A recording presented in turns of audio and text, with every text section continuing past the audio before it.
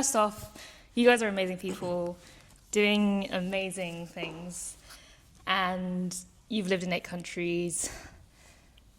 You're fourth surgeon in 30 at 14. 14? 14, right? I was in Drum Magazine at 13. No, 12.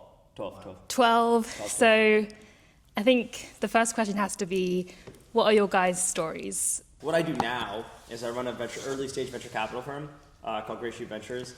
I basically invest early stage in consumer products, mainly influencer, celebrity founded consumer stuff, but also like this hyper viral, distribution first kind of consumer tech stuff. In terms of my background, I guess high level, I started in the entertainment industry since I was 6. So I was born and raised in the music industry pretty much my entire life. I was going between New York, Jersey, that kind of circuit, and the LA kind of circuits. That's like your parents were music? No. So my dad is my dad's like an entrepreneur. He is like, and none of them are in the music industry. And my mom stayed home. But no, it was just like, I guess I was good at drums at a young age. Mm-hmm. So just kind of, and I'm very fortunate that my parents were super supportive, and like, they saw like I was good at drums and they wanted to just like double down on it and really support me. The rule was, as long as I didn't do drugs and I kept good grades, I could do whatever. And so I maintained good grades and didn't do drugs. So I was able to, I did a lot of shows. Probably close to 1,000. I lost count at some point, but I'd guess somewhere in that, in my life. Were you doing this as a solo during part of a band or multiple bands? So when you play in let's say when you have house bands too. So what that means is like you just have a person who's like at the venue, and then you have different artists coming in through. And for drums especially, you can do this because like drums are relative similar for most songs. You know what I mean? You kind of improvise a lot. You need to learn like a solo. Yeah, exactly. But no, I did solo stuff. I did mainly band stuff. I did some like kind of like house kind of stuff. And then obviously like later I switched to guitar and singing. So then it was, then I was a solo artist. But yeah, I started in the music industry since I was 6, born and raised pretty much around that industry, which is why I do what I do now with similar people. When I was, I guess, I've done a bunch of shows, and I guess I got a name of myself because I'm like this like 8-year-old kid like playing in these bars in like New York and LA and stuff. And so at 12, I got featured in Drum Magazine, which is like the biggest magazine in the world for drummers, basically. And I think I'm the youngest person ever featured. I haven't been able to find someone younger, but I don't know. I have not like stayed up to date with that. And so that got me a lot of exposure to like larger record labels, music managers, all the industry people, right? Like all the A&Rs. And I was really, really lucky that the first kind of mentor I had was Chad Zaliga, who's like the drummer of Breaking Benjamin, a super famous metal band from the States. And so he saw me in the magazine, he started mentoring me. And I owe him so much, honestly, because he introduced me to a lot of amazing people in the industry, because the music industry is super brutal. And so he was able to introduce me to like really good, genuine people in the industry. So I was very lucky that at a young age, and even still I dealt with a lot of bullshit, but at least, relative compared to most like young people in that entertainment industry, I dealt with less. So he started mentoring me, and then fast forward when I was 13, I was backstage with him. There's this band called Judas Priest. They're kind of like the Tupac of metal, kind of. Okay, yeah, Judas Priest. So like it was a Judas Priest concert outside the city at the East Coast, and I was backstage with these guys. I think some of the Deftones guys were there too, if I'm not mistaken. And I was like backstage with these guys, and I'm just like, holy shit, this is like so cool. Like I'm with like these rock legends, you know what I mean? And I'm 13 at the time.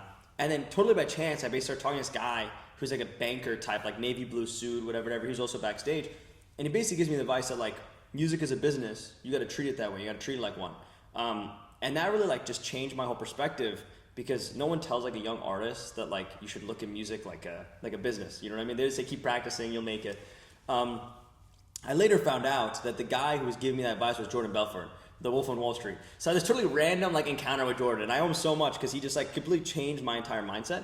So I looked at music like a business. I go home and I go on YouTube. I'm like, how do I start a business? I learned about people called venture capitalists, not knowing that 9 years later I'd be one of them. But so I started running my music like a business. I switched genres from punk and metal stuff to more kind of like hip hop and like more rap and pop stuff. I switched from drumming to playing guitar and singing. I actually raised money from like other artists and stuff. Not venture capitalists, but I raised money to basically push myself on playlists and promote my music, etc. And then fast forward when I was 15, I was charting number 1 in the US on SoundCloud's new and alternative rock charts. And number 7 in the world for that same project. And I had a few million streams. Yeah. And I had a few million streams across projects, platforms, and just different bands and stuff I was involved with. And at that point I realized, wow, artists get paid like shit. This is why venture capitalists don't invest in artists directly, right? Because it's just like, there's no MOIC, there's no multiple. You went from music and then private equity.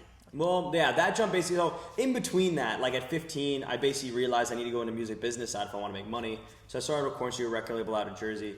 I was able to meet a lot of really cool like hip hop kind of artists and rap artists, mainly the South Florida SoundCloud rap kind of era people. through that. They're building my network even deeper kind of in that industry.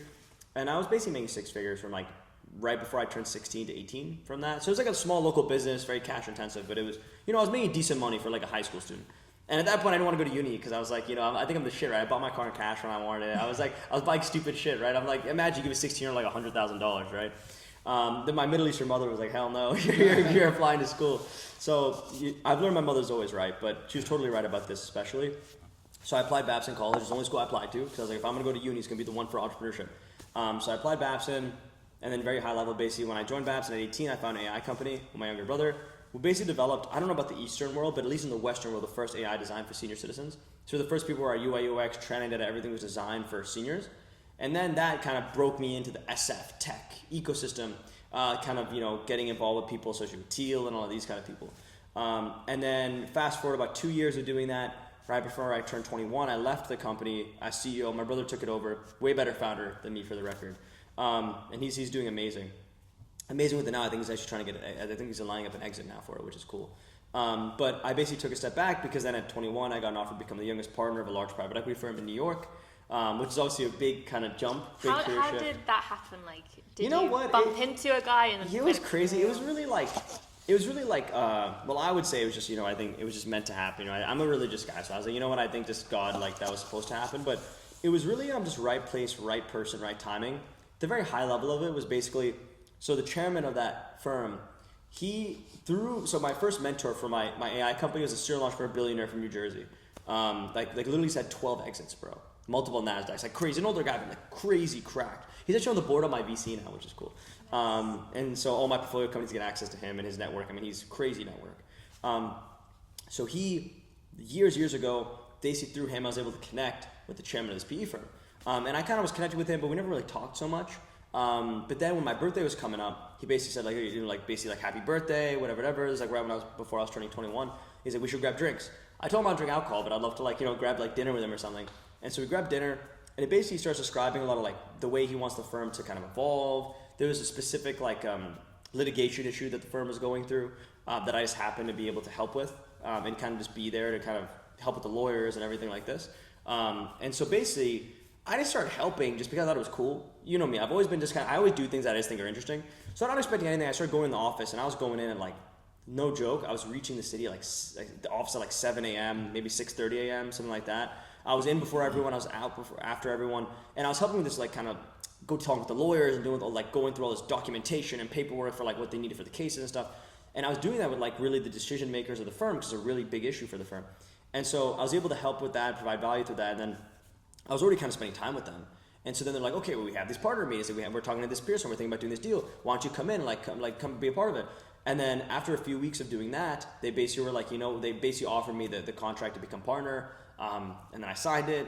It was kind of like a birthday present, I guess, in a sense, because it lined up pretty well. So then I joined that private equity, and I was the youngest guy on Wall Street that I've ever met, especially on the private equity side, because I was partner at 21. Did you feel imposter syndrome, intimidated, or no, really not confident? Not at all. No, if anything, what I found is when you're young, a lot of people view it that being young, maybe it's a very American SF pilled way to look at it. Yeah. But in America, at least, when you're young and you know your shit, you look way better. They have a positive bias towards you, because if I was 60 years old and I know what I know, they'd be like, all right, he's been around the block, whatever. The fact that I'm 21 and I know what I know, they're like, whoa, this guy's a genius. This guy's a Mark Zuckerberg, crazy guy. So if anything, I like this reverse bias where I'm the only.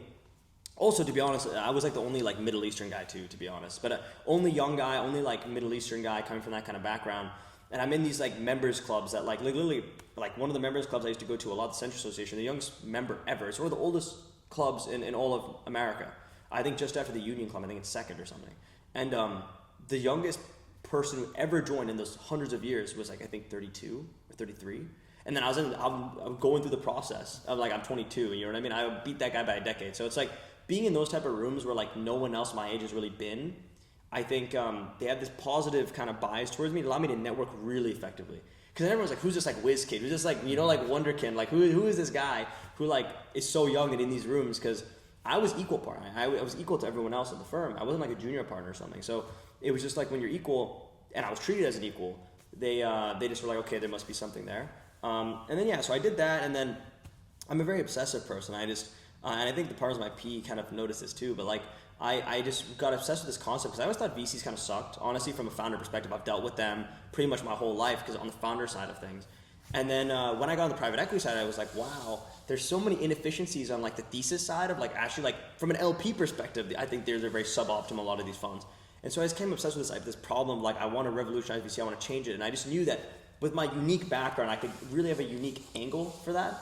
And so then like with the blessing of the partners of my P, they're kind of like, dude, you're only gonna be 22 once. Like you should just go for it. You know what I mean? If this is what you want to do, we can tell that this is like what you're obsessed with and thinking about. You should go for it.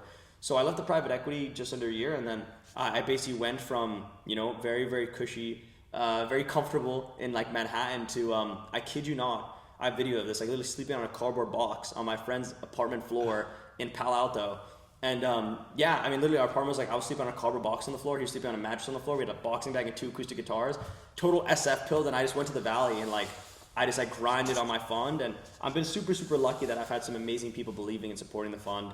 I have the first like advisor kind of guy I really had involved with the fund was the founder of Guitar Hero. He was one of the first guys. Amazing person. Kai, he's helped me so much with everything. Kind of been there since literally day one. The 433 founder is the largest Instagram account in the world based on impressions. He's huge. He was the second guy. My two so you can pin people on WhatsApp. There's like my 2 pinned people. So I've been really lucky. But yeah, that's pretty much my very long-winded, maybe semi-boring, but that's like the long-winded way to explain where I am now. What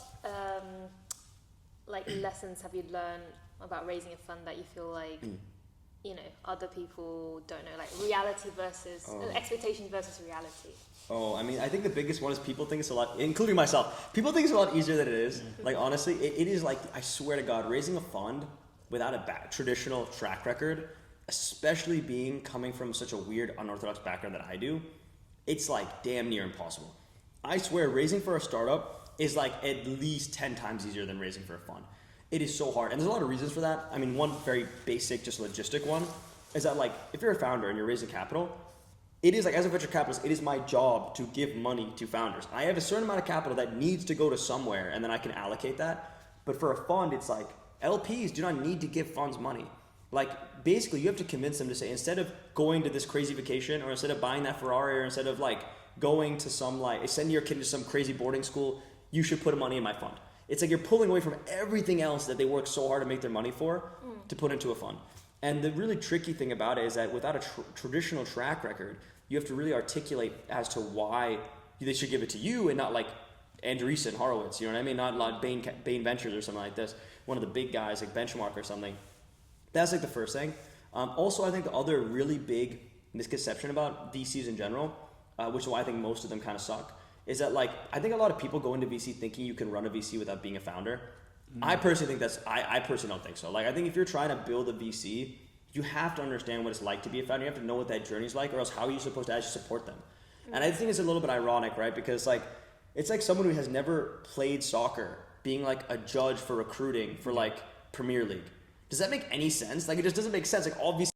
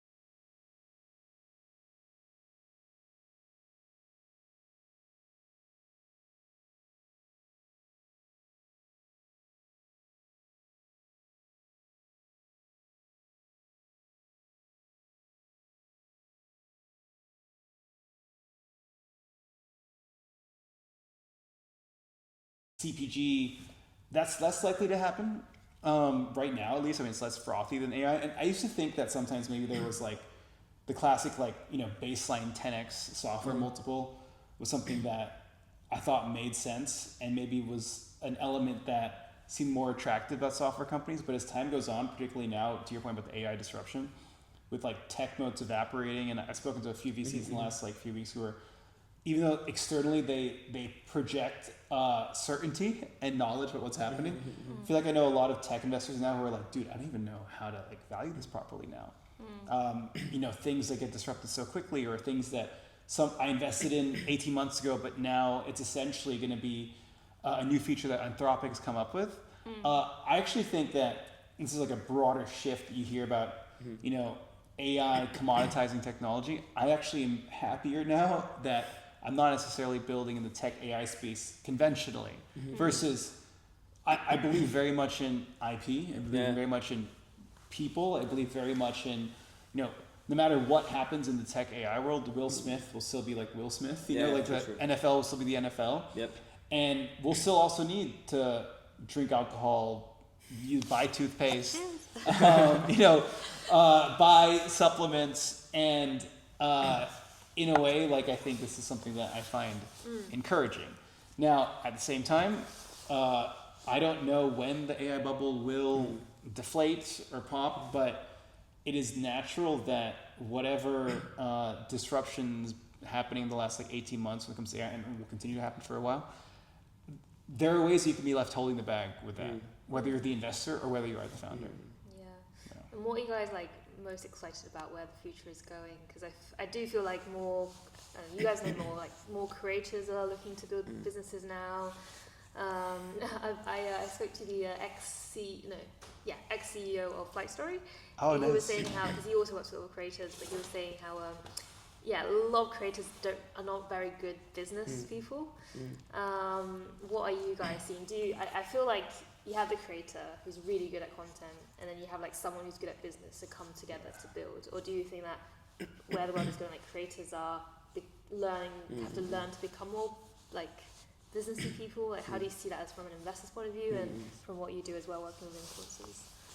Well, I think first of all, something I'm very excited for is for HP1 to finally expand to the US. Yeah, obviously. This is something I'm very happening. excited for. You know, and I know I'm trying to help with that expansion, you know, so that's like one thing I just, you know, shout out HP1. That's one thing I'm very excited about. But more broadly, I'm super excited about, I think it's a new emerging thing, but influencers in the consumer tech space. I think for the first time in like history, you start seeing a lot of these influencers getting involved in business models that are not like the same as the traditional CPG, FMG kind of stuff. Like you see like Ryan Reynolds or like Mint Mobile, like that is baller. That is so cool. And so I think I'm really, really bullish on that. And the other side of things I'm really bullish on is the whole like, and this is maybe a hot take, controversial, but the whole like Royal Lee kind of era of like new like way of like really using distribution as your real moat for like consumer tech stuff. I'm super bullish on that. Like I think consumer tech is like so amazing. It's always been amazing. I was a consumer tech founder before, so maybe I'm biased. But I think that it's super sick. And I think that using almost now, I feel like being a founder and being a creator becomes so intertwined, both with creators becoming entrepreneurs, but also entrepreneurs essentially becoming creators. Like I would argue Roy Lee is probably more of like an influencer than he is really like a traditional founder, right? So I think that that's super sick. And I think like, you know, if you see the stuff Series is doing, it's a very like, you know, people compare them a lot to Chloe. Nate is like a good friend of mine from New York. And like, I'm super bullish on Silicon Alley. That's another thing I'm just generally bullish on. I think the New York VC ecosystem is growing a lot. But like Nathaniel, like, I mean, with what they did with like their house in the Hamptons and the reality TV show, it's like, this is next level stuff. This is like super cool. This is like Silicon Valley meets The Office, meets like Mark Zuckerberg, right? It's super sick. So I think that whole ecosystem is super cool. And like one of the consumer tech companies I invested into, I recently got word from the investor update that now he has a waitlist of like 250K. I'm like, that's crazy. I'm like, I was like, okay, this is sick. So like, it's super, super cool to see how effective that moat can be. He's like a very distribution first, like hyper viral kind of focused founder as well. So yeah, those are like the things I'm really excited for. Do you think the founder should have like, because I think, you know, as long as you know you have the distribution already, and then you build, that's kind of, if you don't have something yet, but you have the distribution and you know the roadmap, then that's give me confidence if I was an investor to invest, as opposed to like, oh, you've got the product and you've got a plan, a go-to-market strategy to get to somewhere, but you don't have the distribution like solid. I have less confidence in that.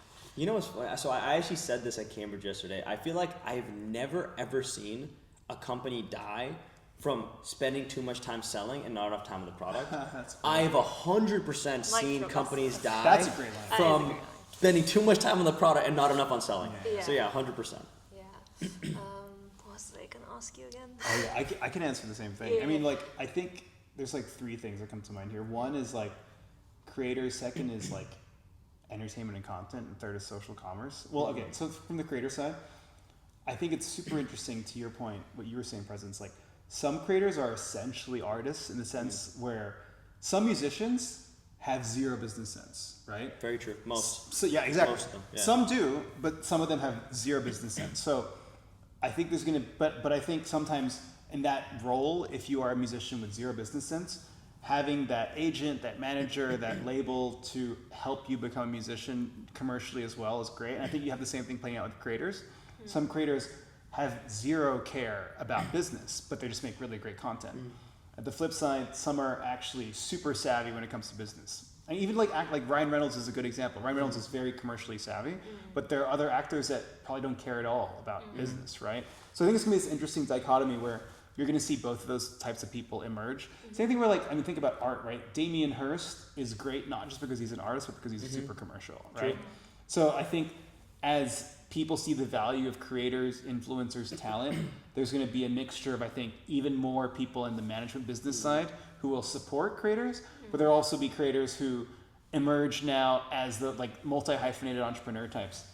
Second thing, where a lot of my interest is also in sort of the merging of like entertainment and advertising. So, you know, like you mentioned like the series, right? Like I mean, so many brands now are doing like social shows, right? Where it's like, whether it's Vogue doing like like, so cool. right? Yeah, it's like So cool. all these like little, like whether it's small brands or like P&G or like State Farm doing these like social shows. I think that's pretty fun. And it's actually not that different than how advertising was in the 50s and 60s, where people would have like the General Electric Variety Hour and things like that. So I think that's really cool, and it gives an opportunity for brands to stand out.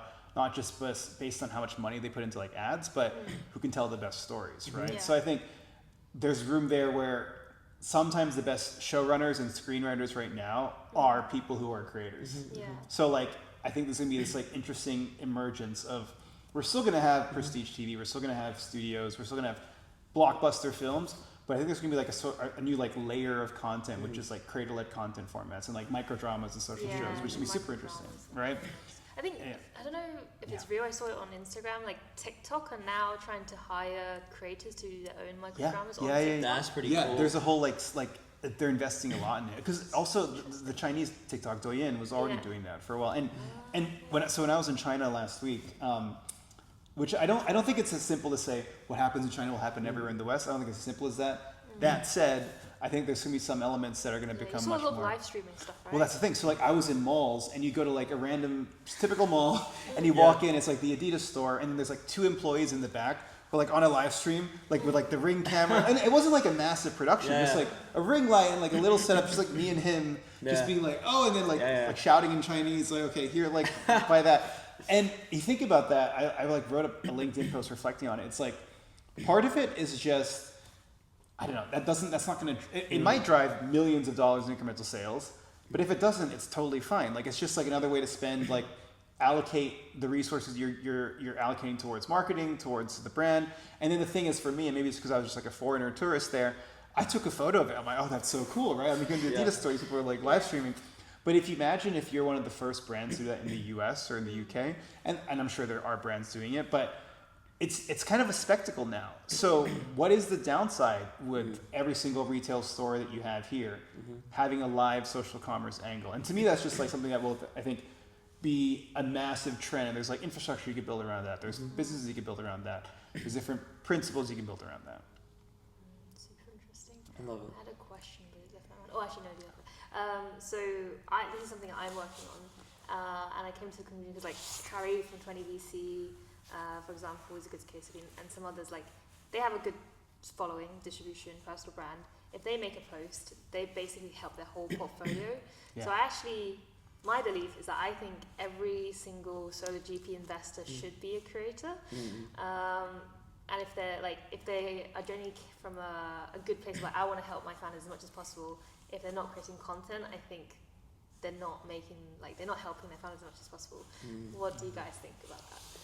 I mean, I think there's a lot of truth to that. I mean, that's why you see ACCZ is effectively a media company, right? Yeah. So I think that's like totally true. And I think, people like Harry Stebbings, he has like of course, like a really amazing media engine like behind with 20 VC and stuff. I think that there's a lot of ways. So I guess the way I approach it is like, 'cause I don't really make content like myself because I'm not very good at it, to be honest. But what I do is I do have a huge network of people who are good at content and do have names and do have access. And so I help connect to those because those are the people who can help in distribution. But 100%, I think that in consumer especially, there's basically only two ways you can actually help a startup, both cumulating to putting money in the founder's pocket, both of which. But they both, either you help them with the marketing, meaning either you're Harry Stebbings, you create content, A16Z creating content, or you're able to connect with like a lot of celebrities, influencers, stuff to actually promote and create strategic alliances, etc., to be able to get distribution for the consumer stuff. So getting a lot of more people's eyes and ears and headspace. And then the other way you can help is actually just helping the company get acquired and help with growth equity stuff. Like very simply from a financial perspective, just helping with, okay, you raise a Series A, let's freaking get good terms for that Series A, let's bump it up. Like after the Series A, let's like line up to, get an acquisition, get it acquired, and like, get optimal terms for that. And I think that's the one where very few VCs actually help with. And that's where I try to really help because I come from this really weird background when I was in private equity, right? And at a super young age. And so that's the way I try to help because especially in creator businesses, they exit super fast. They almost all of them exit sub 5 years, right? Like Haley Bieber, 3 years, $1 billion, Conrad, 2 years, 600 million. All of them exit super quickly. And because of this, what happens is that a lot of these creator brands, it's like traditionally what happens is how the private equity guys come in. I know this because I was a private equity guy. In a Series A, an A16Z, a Sequoia, Benchmark, one of these big mega funds, they come in, they dilute the shit out of the founder, and then they start handing off to the private equity guys to get it acquired. But what happens if you're already profitable and you don't need to have a super dilutive Series A? Or what happens when like you raise it super quick or you don't raise a Series A at all, right? And that's where I try to come in just generally, and where I really try to provide support is that you can't just like, if you have a product, right, you can't just go to Walmart and say, buy me, right? Like you have to have the people who have the network, have already have the relationships with these large families and large organizations in New York and in LA and like these kind of places to help actually make that happen. That's how just deals work. It's all personal relationships. And so part of what I try to do is one, use my personal relationships from my background in entertainment, build a network. And this is why I'm very intentional with my LPs, right? Connect with the people in the NFL, connect with people in the professional sports leagues, connect with artists and celebrities, help cross promote and really help on the marketing side. Boost up your valuation as much as we can, like let's get a lot of like stuff going. And then when it's time, when they're ready to sell it, then really helping align with the people who are going to be interested in acquiring, actually interested in like, okay, let's like get a nice big like chunk of money to the founder's pockets. Nice. Cool. And what's, given that you guys are both working on HP1, what's your vision of it? Where is it going? Like expanding into the US? US expansion, like to be the best creator-led health and wellness brand in the world, and globally, obviously the US is a super important priority, but, early days, but the goal is to be as big and successful as possible, right? That's why we're How's doing the journey been so far? It's been a lot. It's everything is maybe taken more time or been more difficult than expected, but maybe that is to be expected. What's like the hardest part of building a consumer brand? The hardest part, I guess, just getting everything lined up, right? It's like, to me, it's like building a intricate ship. It's like every little thing matters. It's like, if you skimp out on the wood in that ship, then that might rot. If you skimp out on getting the wrong sales, and maybe it's like thinner than it needs to be, then it doesn't work. So all these things have to work together. But like any business, you have to maybe sometimes go through trial and error to get that right or wrong. So maybe you did think, okay, well, you know what? The sales on that ship don't need to be that big. We can cut corners a bit on that. Or maybe it's like, okay, that will take a month to build that part of the ship, but it ends up taking him 2 months, right? So it's just putting all the pieces together, but I am positive and encouraged from the fact that the moment you get the ship right in some way and it starts moving, you can still obviously improve it, you still have to be iterating, but the hardest part is getting that first like sort of off land and into the water. So to me, it's like the journey's just begun. It's obviously going well. It's just the beginning, but we just want to be better and better, like every month, every year that goes Do you by. think you're gonna like have other products as well besides supplements? Well, within HP1, focusing on health and wellness, different types of supplement iterations and product variations. But more broadly speaking, I mean, at Powerhouse, we want to launch more and more of these brands. But it could be other things too.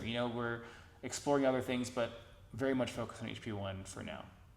If you were gonna build like another thing, what would it be? Many things. I'm interested in a lot of things. But I mean, Hamilton and I have crazy ideas all the time about different things that we want to build. I love it. Yeah, probably. We got to focus, but like we have a bunch of crazy ideas. HP1's good for that. Yeah, exactly. Thankfully, we have a way to help people focus. But I think in general, there's like some areas where certain products. I mean, I don't want to give away too many things here, but like, yeah. But there's a lot. I think the thing is, I mean, it's interesting because when Tahnoon was talking about like who's going to acquire consumer brands, one thing that maybe we haven't touched on is like the acquirers, like the Unilevers, P&Gs, Nestle's of the world. That is an area where I think a lot of people in tech and startups and entertainment and creators don't really know that world that well. If you grew up in Unilever, like you spent your whole career in Unilever or Nestle, that's a very different type of person than people we're talking about, right? I feel personally like pretty fortunate that I've worked with those big CPG brands a lot. When I was at Facebook, like they were my biggest clients, and I know very deeply what it means to be a marketing director at P&G or a brand manager, or how you interact with these different like companies and people. So to me, what's interesting here is that as I look to the future, if you are the CEO of P&G right now, or even like the Unilever CEO, the new CEO from last year, when he got into the role, he said he wants a 20x number of influencers they work with. So when I think about it, the biggest growth in CPG is not coming from the brands that are incubated at Unilever or P&G. It comes from M&A. So like if you are Nestle, if you're P&G, you're not going to come up with internally the hot new soap, the hot new deodorant, the hot new like whatever. You're going to have to find it from elsewhere. And that could be a young hot brand that is influencer adjacent, like Dr. Squatch got acquired by Unilever recently. Or it is Prime. Maybe we'll see what happens with Prime. But like the growth in CPG is not going to come from those companies themselves. They will still be maybe the acquirers, and they still have the most money. So like, but I think they kind of outsource their R&D to the cultural world. So Unilever's not going to internally come up with the hot new soap, but maybe one of the many upcoming influencer, creator, talent-led brands will be where they spend their time on. So if you think about the portfolios of Unilever, P&G, et cetera, in the next 5, 10, 20 years, I think the percentage of them that are influencer, cultural driven will be a much higher percentage than it is now. And I do think on the other side to that, this is again me like knowing that world well, I think you're gonna see a decline of some brands too. Like Gillette, Ariel, these like old, laundry brands where like maybe my mom and dad grew up thinking, oh, Gillette's the best. And no offense to Gillette, but those were only, the reason those brands had an advantage is because they had economies of scale. Which, like you couldn't really build razor blades 70 years ago unless you were P&G, right? And they came from a world where prior to CPG, like Unilever, P&G, et cetera, household brands didn't really exist. So much credit to Unilever, P&G for coming up with like the idea of like, oh, let's build a soap that will be sold around the world and call it Dove, et cetera. But that was really like a 20th century thing. So if you think about the world now in the 21st century, I think you're gonna have a much more fragmented, distributed, it's not just one major soap brand, but maybe dozens, and maybe it's gonna be smaller slices of market share from a lot more varied group of companies. And that's where the opportunity lies, because if you are a drummer or a NFL player or a actor that wants to create a soap brand or wants to create a alcohol brand, first off, economies of scale are less of an advantage now for the big brands because you can kind of build these things more easily. You can have a distribution advantage when it comes to social media, when it comes to content, but also I think that's just where the market's going. Like if anything, Dove, Gillette, et cetera, their market share will go down in the next 10, 20 years. Doesn't mean they're going to go away, but the market share will go down. And in that market share gap, that's where a bunch of consumer brands can come in. Brand new ones, startups, ones at Tahnoon funds. There you go. I feel like as a creator, you can just create anything in a way. Sure. How do you see, like founder market fit / creator market fit? Like, do you think? So I think is that Mel Robbins? Do you guys know Mel Robbins? She started like a protein drinks thing. Which is like on one hand, it's like, okay, cool, I get it, because as a creator, you have the distribution, and anyone, like protein drinks is kind of very much like any one person thing. But then at the same time, it's like personal development coach starts a protein drink business. Like how do you think about this kind of topic? I think once again, I think you could tell a lot, because obviously, like distribution does not necessarily mean a successful company. I think you can tell a lot by the team. Like I said, actually I was asked at Oxford, I was asked who is like the favorite team or like the favorite people you've kind of like invested with or kind of, and I said, I was like, like the team at HP1. Like I swear I did. There's gonna be clips of this. Is this on video? No, they have video of this. They have video of this. There's a record of this. Okay. And I was like, I seriously, I think Hamilton and you, I just think that as people, I get along with both of you extremely well. I fully believe in both of you guys, and you guys are my friends, you know what I mean? So I just want to be able to support any way that I can, you know what I mean? So I think for me, the number one thing I look for is of course the distribution, of course the metrics, but at the end of the day, especially in early stage like this, it's really about is this a team that I want to be able to dedicate my time to, and I feel happy introducing these people to the people I know, you know what I mean? Because I've worked really, really hard to develop this very, very hard to access network, both on the private equity side, which is damn near impossible to access just generally, but also on the celebrity, influencer, NFL, that kind of front of things. And so I'm really I guess similar to Chris Sacca, who's the highest returning venture capitalist in history. Very similar in the sense of he only picked companies where he really feels that he could provide value and really feels you know what, I can have some level of hand in the success or not. So I guess for me, when I think about these type of brands, I think, okay, is this place I can provide value? For me, for HP1, the immediate thing I thought was I'm obviously American. Almost all of my network and stuff is coming from America. And so, and I believe in the product, I believe in the team. So it's that's somewhere where expansion to America, that's something I can help with. You know what I mean? Getting it in the hands of these large organizations in America, that's something I can help with. Which is why I was okay, I can have some level of hand in the success of the company in a way. You know what I mean? Even if it's a small part, And so I think that's the number one thing I look for. And also once again, for me, it's really if the people are hard to work with, it doesn't matter if it's the best company in the world on paper. I think it's going to fail because, you've seen Silicon Valley, the t-shirts. It's basically just about a bunch of friends trying to build something really amazing. And if you don't like the people you're working with, and you don't like the people, and you don't want to be on the call with them, and you don't want to be texting them, it's just not going to work. So that's what I really look for, honestly, to distinguish. Yeah. What tips do you have for networking, given that you are a networking pro? Oh, you know what? I'm the biggest advocate for cold outreach in the world. So when I started my fund, I used to send, I kid you not, 400 to 500 cold emails a day manually. Respect. Manually. How long would that take? So hours. I did 3 hours straight. Straight up, it would take hours. And you know what? That's how I got in contact with literally everyone. Everyone 3 that hours. I've done it manually. I don't know. Maybe my brain works really slow. Is it similar messages or No, yeah, they're all super similar. I have a very so I think it's a very I keep my cold outreach super simple. I'm talking about bullet points. 3 bullet points is the body. What I'm trying to say is the subject. Super clean. But I've had incredible success with cold outreach. I cold outreach the founder of Techstars, Brad Feld, and I sent him my deck. And in a very nice way, he was basically dude, this deck sucks. And so he basically fixed my whole deck. And so now I have a really, really cool fun deck. Shout out Brad. That's literally all because of Brad Feld, you know what I mean? So that was cold outreach. Do you usually say hey, I'm blah, blah, blah.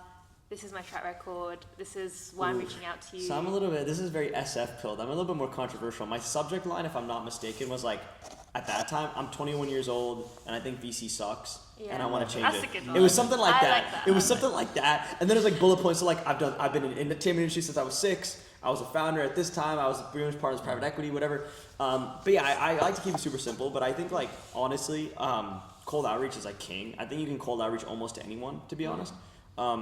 There's pretty much anyone I've wanted to talk to, I've been able to reach them with cold outreach. So I think that's one thing. And I think consistency and maintaining your network is huge. So you can get someone to answer your cold outreach, but then actually continuing to keep that relationship and build it up and continue to touch base with them. But it's got to be because you actually care. I don't think you can approach network, because I think a lot of entrepreneurs approach network in this very I guess financially motivated, weird, like, oh, I want to get this. This is very SF too, very like, I want to get this out of some. I genuinely, the way I look at network is, I try not to be an asshole, just generally. I guess you guys are a better judge of that than me. You know what I mean? But I don't think, I think, I think generally, I mean, I'm a decent dude. And so I think one is just being like a good person and just being like someone that people is likable and people just get along with. I think also like if I connect with someone, like I think we connected, I think all of us actually, I think connected like pretty much immediately. It's like, if I connect with someone, I just want to talk to them more. So I reach out to them more. I would never like strategically try to like maintain a relationship with someone because I want something out of it.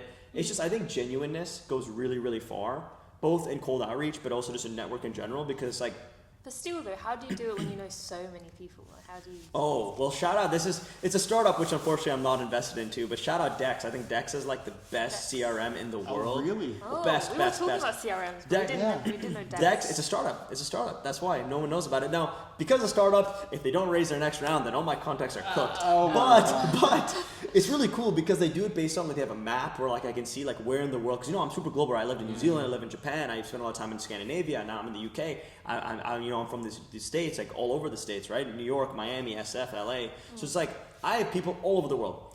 And so it has like a map of where like I can geographically see where my contacts are, and it automatically pulls that from LinkedIn, bro. Dex, I'm super bullish on it. It's really cool because the startups, the CEO likes to email everyone like once a month, which I appreciate. You can directly talk to the CEO, which is cool.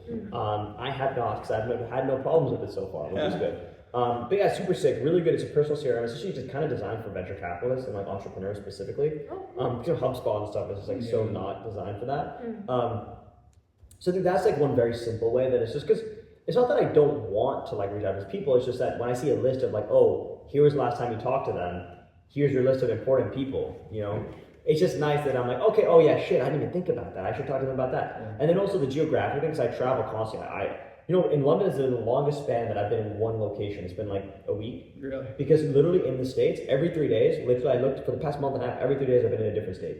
So it's like, I'm constantly traveling, so it's just easier. Is it ready to meet like LPs? LPs and then both founders, LPs, founders. Also just like, like different, like I came to England to speak at Oxford, Cambridge, so like random events like that too. But like I'm constantly going between like New York, Miami, Malibu, SF, I'm like all over. So Dex is helpful because then when I'm in someone's city, I can say, hey, I'm in your city, we should catch up. So I think it's like that kind of thing. Also, to be honest, I think I just have like because I think I read somewhere that I think humans can at max maintain 80 connections or something like this. Yeah. It's like 80, like actual like. Is that Dunbar's number? Yeah, it's something like that. And so like, I think like just having tools to just remind you is very helpful, because it's not that you like intentionally like or like, oh, I forgot, like you don't want to talk to that person. It's just very simply just like when you see the name, you're like, that's what they like. So I think that's one. Also, to be honest, like as a venture capitalist, my whole job is networking, right? So like I think I just also been very intentional about it. And I try to, do my best. So like if I see someone, if I can provide value some way, then I try to.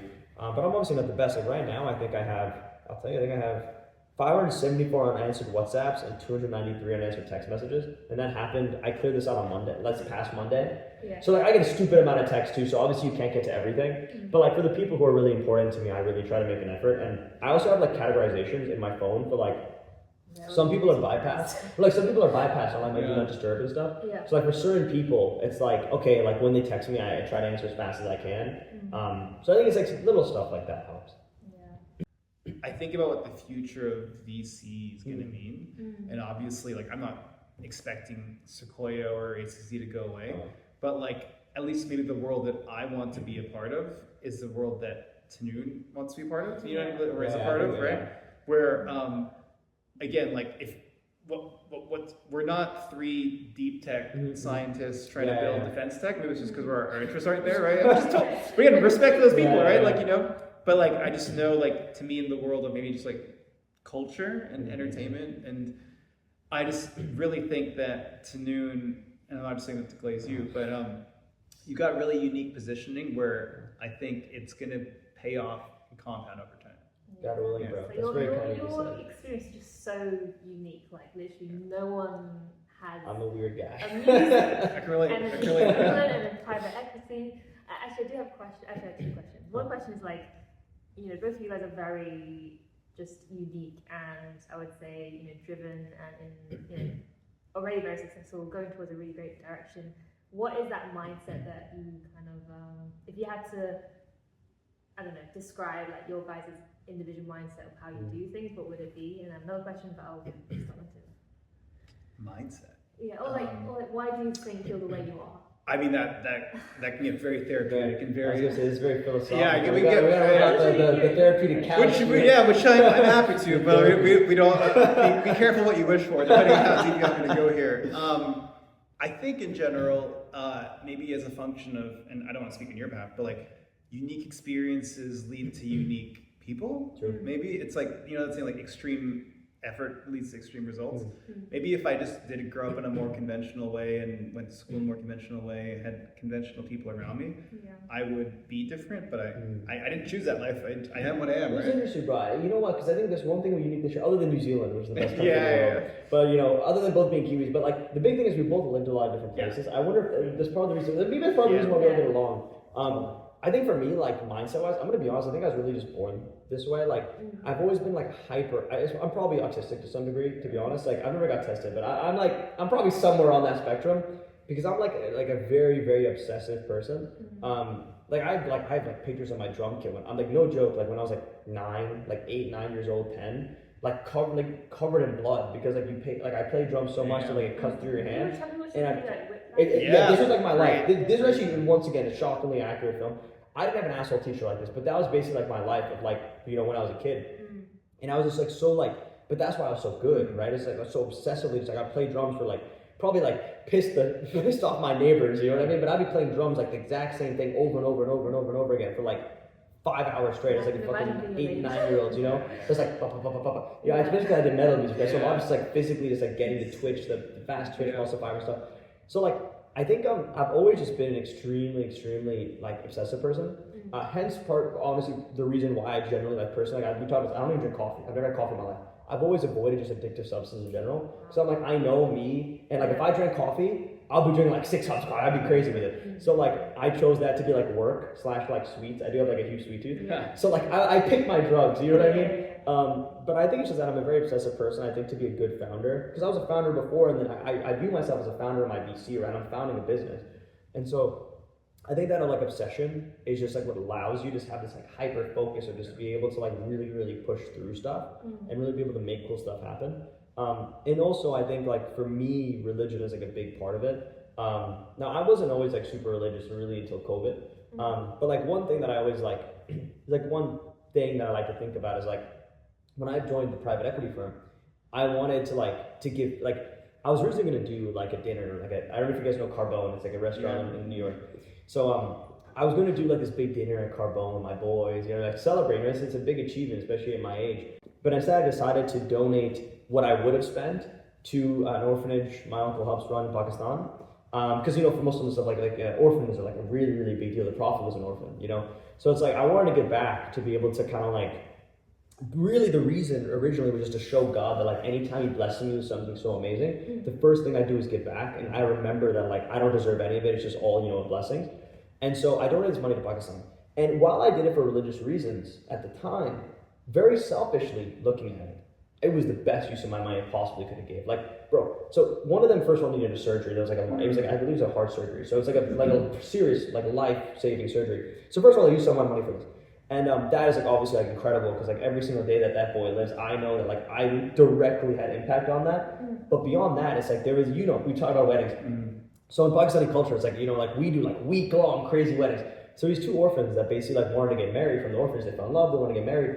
But obviously the orphans, they didn't have money to be able to do a proper wedding. So they're basically going to Islamically married. And so they were older, they were 17, 18 I think. But I'm not too sure. But basically they want to get married. And then so basically they asked me can we use your money to be able to do a proper ceremony and stuff for it? And so I was of course. And so then when I did that and I was able to see the videos and the pictures and stuff and the ceremony and stuff, that was the most rewarding thing ever. And so even though originally I gave the money for religious reasons, just because I wanted that to, you know what I mean? I just wanted God to see that I'm not an asshole. You blessed me something very good. I want to do something good, But then I think that was such a rewarding thing. So I want to inshallah, continue doing this kind of stuff too. But I think that's really my mindset. I think it's just like this autistic obsession kind of thing. And then also just like I really, really try to take like just moral principles to everything I do. Like I started like one other thing I do just because of religion reasons, but I think it's like a good thing is like, you know when it rains and then like, you know, like worms like get on like the pavement and then like they just like dry up and die. I always felt like this was really sad. So I'm like this is like so shit. Like it's not their fault that they just like die and no one like helps them. So now like whenever it rains, which, you know, in America it rains less than England. So maybe in England it's like logistically not possible. But at least in America, like especially in Boston and stuff when it's more green, when it rains, like the worms and stuff get on like the pavement, I try to like, you know, like take them, put them back on the thing. Because the logic comes from like, you know, if God is like, compared to God, right? I'm less than a worm. You know what I mean? Like you know what I'm saying? Like, I'm so small. So how am I supposed to expect God to have empathy to me if I don't have empathy to like such a small, I guess, low version of life as like a worm, right? So I think it's just caused me to be very, very intentional with everything I do. So I try to be very I try to be like polite. I try to be like a very intentional person, which is part of the reason why if I meet a celebrity or someone who's not like that, they don't need to be at the extreme. They don't need to be saving worms, you know what I mean? But like, if they're like an asshole, like it just doesn't jive with me, you know what I mean? So I think that's really my mindset has always been just like trying to do good, be with good people, and then just obsessively just working on things to just make it kind of something cool. The future, I'm just like really bullish. Yeah. Actually, I do. Sorry. Okay, I awesome. triggered something I was thinking about earlier. So, like, given that we're going through like the greatest wealth transfer, you know, this decade is going to be very transformational in terms of like more, I think, Gen Zs, younger people inheriting wealth, and their mindset is so different. They're like, you know, digitally savvy, more impact focused, and things like that. And how do you? I don't know, like, do you, I suppose you probably know other people who are similar age or like you know we inherited wealth from their parents and things like that. How do you see this next decade becoming in terms of like, you know, younger people becoming investors? What should, you know, current founders be thinking about as they expect more of these younger investors coming in and stuff? Well, I think like more broadly, I definitely agree. This is like the easiest time to get wealthy. I think right now is the biggest time of both upwards and downwards, like financial like mobility. You can go from like literally not having anything to becoming a billionaire right now, more than ever. You know, especially with those crazy, you know, AI valuations and the bubbles and stuff. I mean, shit, like, you know, maybe that's a better business than VC. You know, a lot easier to raise for sure. But I think the best way to navigate it is like, once again, I think you have to just work with people who you really align with. I think that capital is the easiest to get ever. You know what I mean? Like capital is more accessible than ever has been before. And I think some of that comes with the natural meritocracy that gets created when you have so much mobility, both upwards and downwards. And so like, at least in the American context, I can speak to that much more. I think there's going to be a lot of amazing young investors who I think are going to be able to trying to build really cool stuff. A lot of my friends are, you know, young investors too. So I think that like if you're a founder and you're looking at someone as a younger venture capitalist or a younger founder or funder, and you're looking at like, do I want them involved? I think you'd ask pretty much the same criteria you would ask for anyone. You'd say, do we think that there's someone we would have that 24 hours in a layover with? You know, is that someone we would like to be with? Because at the end of the day, like, I think most problems can be solved if you just have good people around you who just genuinely want to like see each other succeed. And I think that like that's the biggest thing. Because I think also a byproduct of a lot of I guess meritocracy is a lot of competition. So I don't know how you guys feel about this, but at least in the States, you know, it's a pretty brutal, like it's a real brutal like capitalist to the like forefront. Like everyone in New York's hustling, trying to make money, doing things. And so effectively, like you can't make money, right? That doesn't exist. You take money from people and you can give money to people, but money does not get created. You're not the federal bank. And so in that world where there's a lot of mobility, there's also a lot of sharks, to be honest. So I'd also be very extra cognizant to the people that you're trying to involve in your sphere, because if you involve the wrong people, they can just like beyond just like, you know, like being assholes and being hard to deal with. It's also just like, you know, it's sometimes I would argue it's better to not take a check at all than take a check with someone who's gonna do weird things. So true. You know what I mean?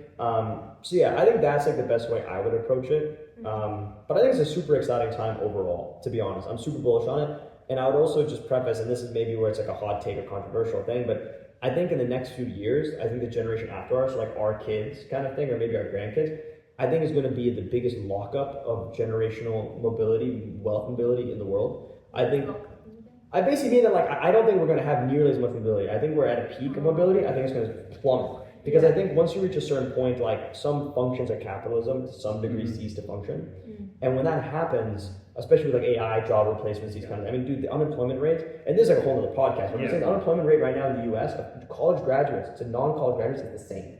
That's crazy. It's the first time in American history to my knowledge. And so like, I think what's going to happen is you're going to start seeing a lot of this, I think you're going to see from a governmental perspective a lot of like regulation, a lot of like shut down a lot of stuff. And so, and It's already happening. Yeah. It's already happening. So I'm just saying, I think if there's a young person watching, you know what I mean?